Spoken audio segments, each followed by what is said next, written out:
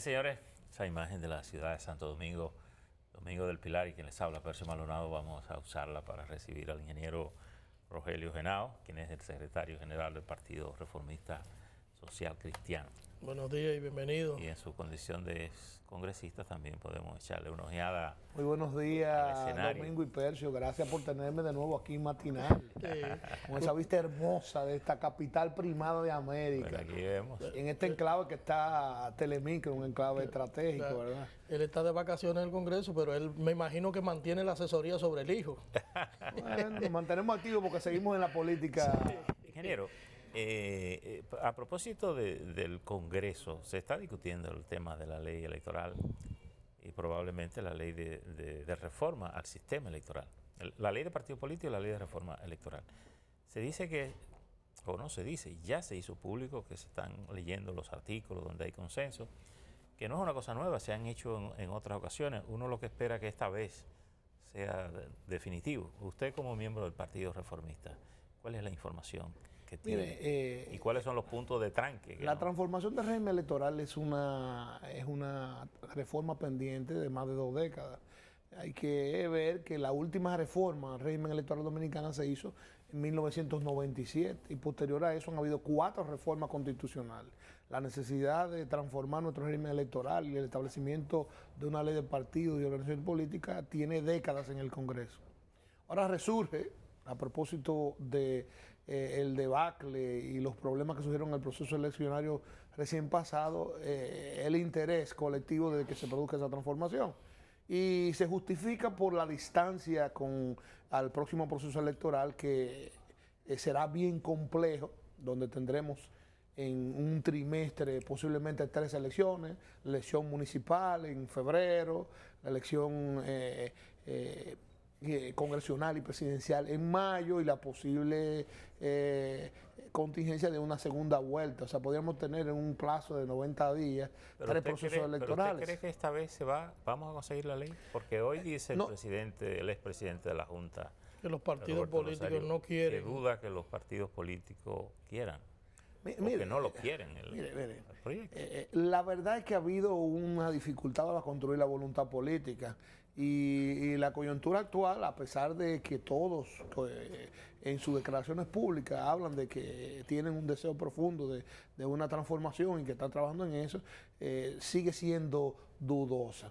El Partido Reformista, junto con un grupo de partidos de oposición, ha pedido una discusión extracongresional sobre la base de que el Congreso tiene un control absoluto del Partido de la Revolución Dominicana y que sería difícil construir un consenso en un escenario como ese.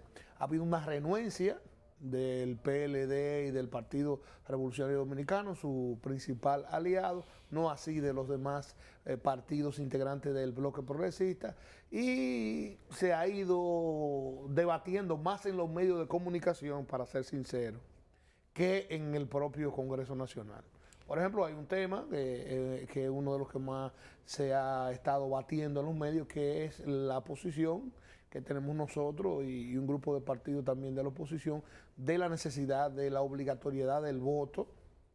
En el caso nuestro, nosotros entendemos que debe establecerse además la posibilidad del voto por ninguno, o sea, la casilla de abstención en las papeletas de los diferentes niveles de elección, y la posibilidad, que inclusive hubo un proyecto de ley que ha propuesto nuestro, de que se vote con cualquier documento oficial. ¿Qué es lo que usted propone? Que se abra la casilla ninguno, por ninguno. O sea, cuando usted, en los sistemas donde usted establece el voto obligatorio, que existe mucho en el mundo, se está creyendo y que realmente no tiene ninguna contrariedad con la Constitución, porque el voto es un derecho y un deber. El voto es un derecho, el derecho de elegir y ser elegible.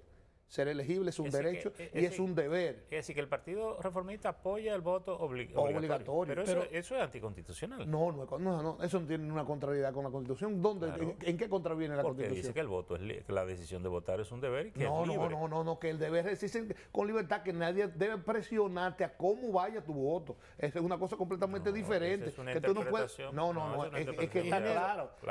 Eso está claro. ¿Y qué sistema de consecuencias se establecería con el voto obligatorio? Porque los países sanciones de donde lo carácter tienen. civil. ¿Cuáles sanciones, por ejemplo? Bueno, en muchos países te dicen que te prohíben la obtención de documentos, de unas sanciones de carácter civil, o sea, no penal ni multa. Esa parece ser como cuando uno meter una Pero quilla en oye, una discusión. oye el otro elemento que nosotros traemos. Nosotros también hablamos de que se pueda votar con cualquier documento oficial. Porque ¿de qué sirve? ¿De qué sirve que el documento electoral sea biométrico? ¿Qué es lo de biométrico? Mucha gente no lo entiende. Que tenga la huella digital. Si es indispensable su presentación. Bueno, pero usted tiene un colector de huellas digitales que inmediatamente usted pone sus dedos, sale la foto. Y hay un personal del colegio electoral que identifica la foto que lee el lector de huellas con su rostro. Pero entonces, si encima de eso usted lleva la licencia de conducir, que se la da el mismo gobierno. Si encima de eso usted lleva un pasaporte porque se le travió la cédula, entonces usted no puede votar. Pero usted ¿por no qué ha votado. complicar la situación? No, Si hay un documento de identidad y electoral eso complica. que la Junta lo da Pero eso complica. Lo da de manera gratuita durante todo el año. En una democracia eso complica para nada, porque para eso que estamos en los tiempos actuales. ¿Para qué es biométrico entonces? Pero si tenemos pero si tenemos las huellas más simples, decir que yo no necesito un documento. Un documento. Sí, o con cualquier Bastaría documento. que yo ponga mi huella, salga la foto, vea mi lista y yo firmo. Claro, eso Entonces, puede ser. ¿para qué pedir otro documento? Bueno, pero entonces ¿para qué Es más simple. Pero ¿por qué es indispensable la cédula entonces? Bueno, pero lo que debieran pedir es... Tú vas más lejos que nosotros. No, lo que deberían pedir es que se vote con la huella. Y si la máquina no me responde, que entonces yo te presente saque el mi documento. cédula o un documento válido. Que válido. Pero no que además se me permita, porque también hacemos un tollo, porque si yo voy con un documento que puede ser falsificado, y pues yo puedo tener una licencia falsificada, emitida como si fuera del gobierno. Bueno. Y entonces, ¿por qué complicar la cosa? En un momento en que podemos sacar la ley. ¿Por qué el voto obligatorio si eso es lo que recuerda es la dictadura y traerlo como en la discusión democrática? Parecería que es un obstáculo para no conseguir la ley. No creo que sea un obstáculo. Es un requerimiento que no es un condicionante absoluto, pero es un criterio que existe, señores. En nuestra democracia, el fantasma del fraude ha estado acompañado siempre de una denuncia de compra de voto a través de la compra de cédula, de documento electoral, a través del secuestro del elector, a través del secuestro del documento, y eso se refleja en la abstención a través de construcción de estrategias, de estratagemas y estrategias como la cadena, muchísimas cosas. Señores, es una realidad, Pero todas esas artimañas se le enseñaron ustedes a los actuales gobernantes, y entonces ahora ustedes temen a ese tipo de artimañas que se dan durante la elección. Pero el que en un momento se le hayan indilgado esas acciones al Partido Reformista no las purifican, ni nos hacen que nos tengamos nos hayan acusado de eso, nos hacen que nos tengamos que ser abogados de eso. Eso está mal hecho, lo haga quien sea. Ingeniero, pero aquí hay un punto, en esto que Domingo plantea, hay un punto interesante. El país está registrado como uno de los países de mayor votación en América. Aquí cuando se limpia el padrón, la abstención es de un 20 y pico, lo que es un asunto bastante razonable. Por tanto, aquí, la asistencia a las urnas no es el problema aquí. Pudiera usted decir que a lo mejor alguien va y vende el voto y vota y vota por usted o vota por mí. El que dice que es un problema electoral, eso está faltándole la verdad, Percio. O sea, podemos decir eso, señor. Sí, pero que no hay eso es un problema. Pero no hay un problema aquí. O sea, que la abstención no es un problema en República Dominicana por la participación en relación a otra democracia. Bueno, eso es considerable. Yo entiendo que no es el principal problema, porque tenemos una participación que ronda entre el 60 y el 70% en la mayoría de los casos. Pero 60-70%, que en muchos casos duplica lo que es la participación en grandes países donde hay una desmotivación con la acción política y la participación. Lo que veo aquí es en procesos electorales. En un momento. Pero eso es solamente un elemento de la transformación del régimen electoral. En un momento en que se lleva al gobierno, al Partido de la Liberación Dominicana, que tiene una mayoría en el Congreso, a sentarse a discutir la ley, lo que veo es cómo introducir elementos que lo que vienen es a distraer, porque también el PLD pudiera decirle a ustedes lo siguiente: ok, vamos a poner el voto obligatorio, pero es inconstitucional, por tanto hay que modificar la Constitución. Y pudiéramos tener entonces una modificación constitucional en el alegato del voto obligatorio. Lo de la inconstitucionalidad es es una interpretación interesada que no se corresponde con la realidad. Eso no es así. ¿Inconstitucional? No es inconstitucional. Pero es que la Constitución se lee. Bueno, eso no tiene ninguna interpretación. Pero eso se lee. Es que en ningún lado dice que el voto es libre.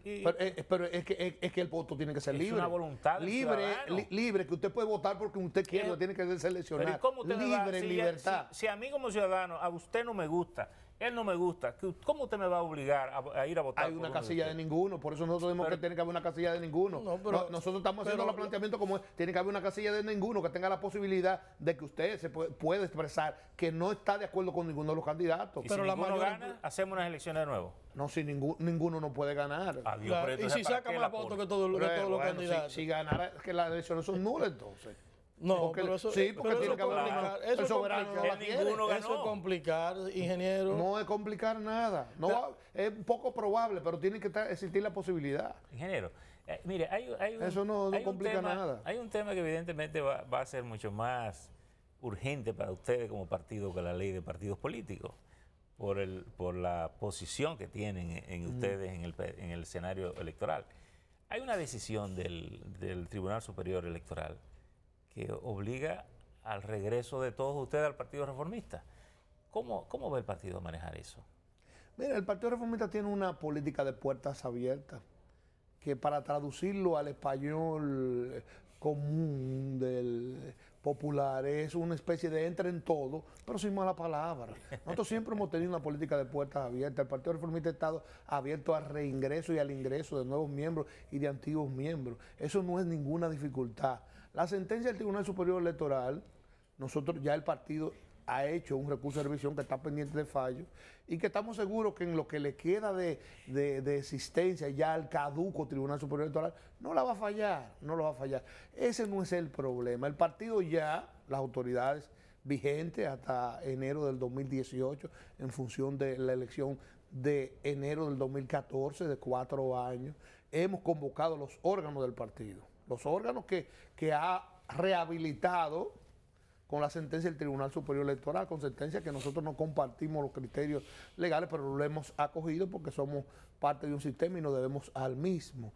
Hemos convocado al directorio presidencial para el 19 del mes entrante de junio. ¿Quiénes pertenecen ahí? Parte de los que están parte de los que están y de los que están fuera. ¿Y cómo se ha estado dando, ingeniero? Hemos convocado también la comisión política, la comisión ejecutiva y se han convocado ya las asambleas para el 28 de enero del 2018. O sea, está todo convocado. Pero aparte de esa convocatoria, ¿ha habido conversaciones de grupos de los que están fuera con ustedes? Esa política permanentemente. Ya hubo un encuentro con Amable Aristi Castro, han habido encuentros con Carlos Modesto Guzmán, con Alessandro Izquierdo, con otros sectores de personas que son miembros de esos órganos que han sido habilitados. Que dicen que en ese encuentro Amable sacó la tarjeta y pagó Quique. Eso decía de buena tinta. Quique entrenó una tarjeta que tenía ahí, Quique. ¿Entrenó una? Quique, sí. Tenemos una discusión ahí con un amigo común de nosotros. Sí, él no fue Quique que pagó y fue un encuentro muy ameno, muy positivo entre hermanos del reformismo balaguerismo, del balaguerismo. Pero hay posibilidad de reconciliación, ha habido acercamiento, esa política de puertas abiertas. Siempre hay posibilidad. Nosotros tenemos practicamos la fábula del hijo pródigo. ¿Usted se atrevería a sentarse hacer fiesta en ese mismo mueble ahí con Marino Collante, por ejemplo? El salsero que cantaba la parábola del hijo pródigo? ¿Cuál es el salsero? Domingo, ¿tú te gusta la salsa? ¿Cuál es el salsero que cantaba la del hijo pródigo? Miranda, no era. Un puertorriqueño. Mire, ¿usted se sentaría entonces con Marino Collante y todo ese grupo? Estoy esperando respuesta. Le escribió un WhatsApp ayer a Marino, a mi amigo Marino Collante. Si no está viendo, Marino, tengo interés en verte. Quiero que hablemos de política. ¿Usted le escribió un WhatsApp? Sí, ayer. ¿Y no le ha respondido? No me ha respondido. A veces se tarda, pero responde. Está calculando. Mire, volviendo al tema de la discusión de la ley de partidos y electoral, usted decía, y ya se ha discutido en otras ocasiones, la propuesta de prácticamente sacar del Congreso, hacer discusiones fuera del Congreso, y eso ha sido objetado principalmente desde el PLD. El escenario ideal es el que se inició hace un tiempo bajo la tutela de la Iglesia Católica como el señor Agripino Núñez Collado. Señores, lo del voto obligatorio no es un elemento importante, pero lo más importante es el establecimiento de tiempo de campaña. No podemos tener campañas permanentes, hay que establecer límites de campaña. El establecimiento, además de los límites de campaña, del límite en el uso de los medios de comunicación, o sea, crear equidad en el uso de los medios de comunicación, tiempo de televisión, espacio exterior, todo para que exista equidad y pueda una competencia igual, que no sea lo que usted puede pagar. Que no fuera lo que usted puede pagar, sino algo limitado. Tenemos que transformar esta democracia con una democracia de la papeleta, de que hay para mí, de dame lo mío, de qué lo que, de nada en nada. Hay que transformar una democracia de propuestas. Y lo de las primarias simultáneas. El debate obligatorio de propuestas para que ningún candidato, no importa la posición que tenga, pueda negarse a debatir públicamente con su contendor para que el soberano pueda, a través de estos medios de comunicación, ver cuál es la capacidad, los posicionamientos sobre los temas que son los problemas del país. Pero un debate, 15 candidatos, eso no es demasiado aburrido. Bueno, pero los principales. Eso tiene que establecerse una regla, pero lo primero que tiene que ser obligatorio. ¿Qué es lo que pasa, Percio? El que está en primero nunca quiere ir al debate, porque solamente puede perder, pero eso no es normal. En Estados Unidos se puede negar un candidato presidencial a un debate. No se puede negar, es obligatorio, pero es porque su democracia lo establece como algo obligatorio. Sí, pero allí son dos candidatos prácticamente. Aquí, imagínense, 26 partidos. ¿Cuántos candidatos fueron a las elecciones presidenciales pasadas? 8, imagínense un debate, 8 o 9 personas. Fueron 8, fueron menos. Demasiado, ingeniero. Fueron menos, bueno, pero eso no sería el problema. Ingeniero, por favor, pero, y lo de las primarias simultáneas, ¿ustedes favorecen que se haga todo el mismo día con el padrón de la Junta, con el padrón de los partidos? ¿Cuál sería la postura de ustedes? Eso está en debate, lo de las primarias simultáneas y el padrón. Ese es uno de los mayores obstáculos que han encontrado. Vamos a verlo así. Esto que Domingo le pregunta, ¿cuáles son los temas? Yo se lo preguntaría un poco de otra manera. ¿Cuáles son los puntos en que los partidos no se han puesto de acuerdo y que uno sabe que van a ser parte de los acuerdos de la cúpula? Por ejemplo, hay temas en estos debates que no los van a discutir con la problemática que afecta a la región. No vamos a limitarnos a República Dominicana. Se puede discutir una transformación del régimen electoral y una ley de partidos donde no se incluya la transparentización de las donaciones privadas a los partidos, no se regule, se establezca un mecanismo que sean públicas, que se establezca tope como existe en otra democracia. No se puede hacer, o sea, cuando el génesis de los males por lo que se lucha la República Dominicana en el uso de control social es el costo de la política. ¿Pero dónde viene la corrupción y la impunidad? ¿Dónde viene? Viene de que lo que cuesta una candidatura presidencial, lo que cuesta una candidatura a alcalde, una candidatura a senador, lo que cuesta una candidatura a diputado, a director de un distrito municipal, implica un financiamiento muy alto. Muy alto, que no es recuperable con los monumentos, con los sueldos que reciben los funcionarios de elección. Entonces, eso hay que resolverlo. Ingeniero, ¿cómo manejar esto del financiamiento?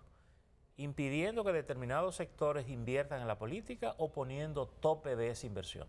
Hay que ponerlo tope, transparentarla y tope. Por ejemplo, un empresario me decía, casi un poco en términos humorísticos, estaba planteando que las empresas extranjeras o mixtas no pudieran dar aporte a las campañas. Y él dijo, está establecido una constitución que las empresas extranjeras no pueden. No, pero él dijo, yo estoy feliz porque yo tengo un socio extranjero, tengo la perfecta excusa para decir no puedo, porque no puedo. Y él es de los aportadores al financiamiento de la política.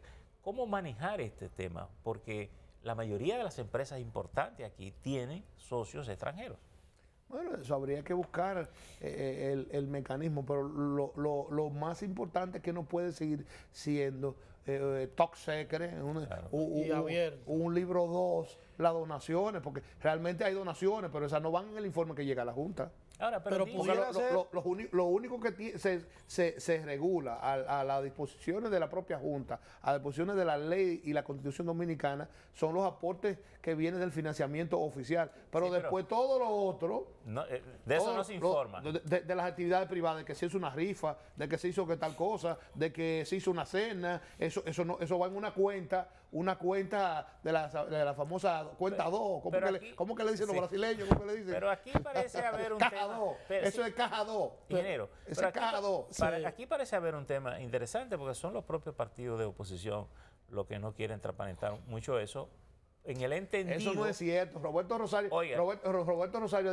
Eso no es cierto. No, pero oiga, eso no es cierto. Eso era parte de lo que de los niveles de consenso cuando el PRM se retiró aquella vez erróneamente. Ingeniero, eso estaba incluido en la transparentación en el entendido de las donaciones. Si desde el gobierno se enteran que yo le estoy dando dinero a usted, posiblemente desde el gobierno me atacan. Por tanto, desde los partidos de oposición parece haber más interés en que no se conozca que yo aporto al financiamiento porque me pueden presionar desde el gobierno y yo no darle el dinero. Ese es uno de los argumentos. Es que la discusión tiene que llevarse por grandes temas. ¿Cuál es el tema en que encajan todo lo que estamos hablando? Sería financiamiento. ¿Qué tipo de financiamiento? Mixto. Mixto es público-privado. Público. Ningún financiamiento. O sea, eso es decidir qué es lo que queremos para nuestra democracia. Ahora mismo la democracia dominicana tiene un financiamiento mixto porque no prohíbe, pero no la regula.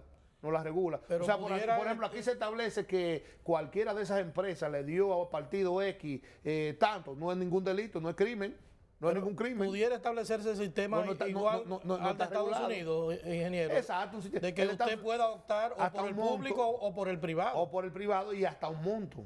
Y hasta un monto. Las donaciones públicas tienen un monto máximo. Usted puede dar hasta tanto. No puede dar más de ahí como persona física o como persona jurídica. Por ejemplo, en Francia se le pone un tope a la campaña.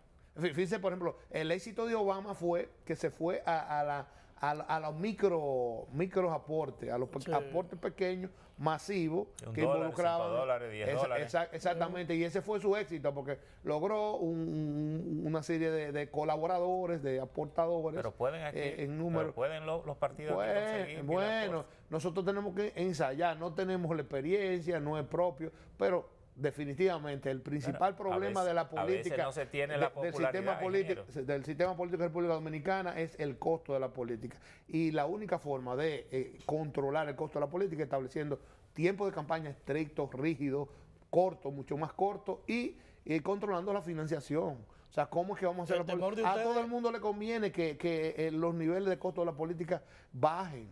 El temor de la oposición, ingeniero, es que el partido en el poder es el más favorecido con el financiamiento privado, resulta siendo favorecido con los espacios que dan los medios de comunicación, que venden. ¿Cuál es el temor? El no control siempre favorece el que está en el ejercicio del poder. Okay. Los controles el no control. El no control, o sea, la ausencia de... ¿Qué es lo que pasa? Ahora mismo no hay ninguna legislación que controle el interior de los partidos políticos. Lo único que rige los partidos políticos son los estatutos. Por eso hace falta una ley de partidos y agrupaciones políticas. Ahora mismo no se controla la financiación privada, no hay ningún control. Entonces necesitamos establecer controles. Ahora mismo no hay ningún control del tiempo de campaña. Aquí tenemos... ¿Cuándo son las próximas elecciones? Pero eso está normal. No. Pero ¿cuándo son las próximas elecciones? En el 20. Ingeniero, pero aquí... Ahora yo te voy a decir, ¿cuántos precandidatos presidenciales tiene? Vamos a los partidos de oposición. El PRM tiene dos. Sí. Con posibilidad de tres, porque de Davidcito, tiene dos. ¿El PLD cuánto tiene?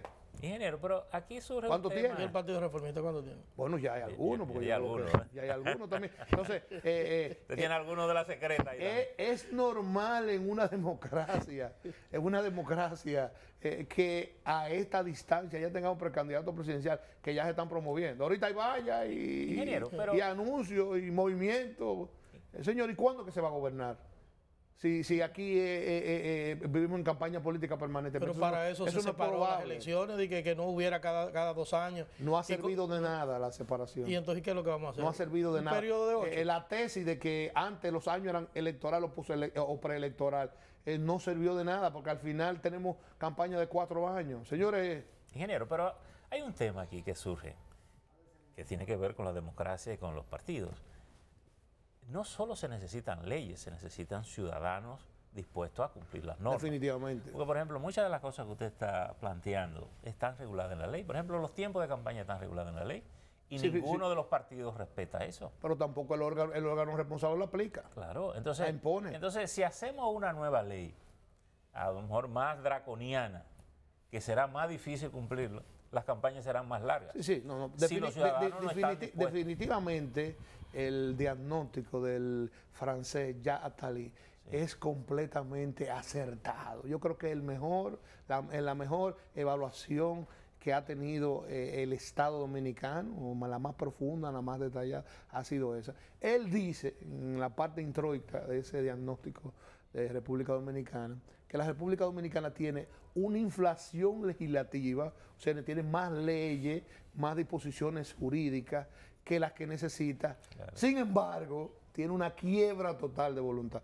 lo que es completamente cierto. Vemos cómo el gobierno está empeñado, y lo felicitamos, en una campaña para que los ciudadanos cumplamos las leyes elementales de tránsito y que evitemos la enorme cantidad de accidentes de tránsito que nos lleva a ser uno de los países en el mundo que tenemos mayores niveles de discapacidad. Aquí hay el 14% de la población dominicana discapacitada, con el mundo el 7%. Nosotros tenemos el doble. ¿Sabe qué significa eso? Eso es consecuencia de una sola cosa, del desastre que nosotros tenemos en el tránsito. Eso se llama motoconcho, eso se llama no respeto a los semáforos, en rojo es que se pasa, la acera, los pasos peatonales, las aceras. Entonces, ciertamente el momento ahora es oportuno para que nosotros reflexionemos como sociedad, y el presidente Danilo Medina tiene un gran compromiso.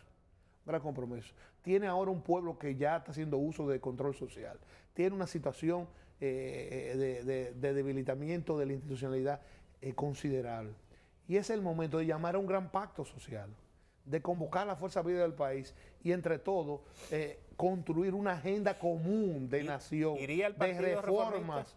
Claro que sí, claro que sí.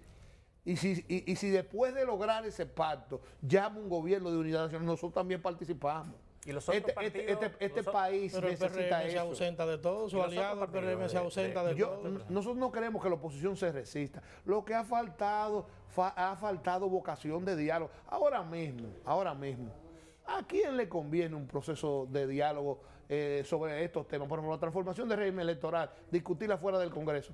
¿Le conviene a la oposición? Le conviene al gobierno. Porque si no se va a votar una legislación que no va a darle respuesta a los requerimientos de los actores, Entonces vamos a conversar, vamos a dialogar. Este es un momento del diálogo, de buscar soluciones sistémicas. Los males son sistémicos. Cuando se habla de la lucha de la lucha en contra de la impunidad, de la corrupción, ¿qué son esos males sistémicos?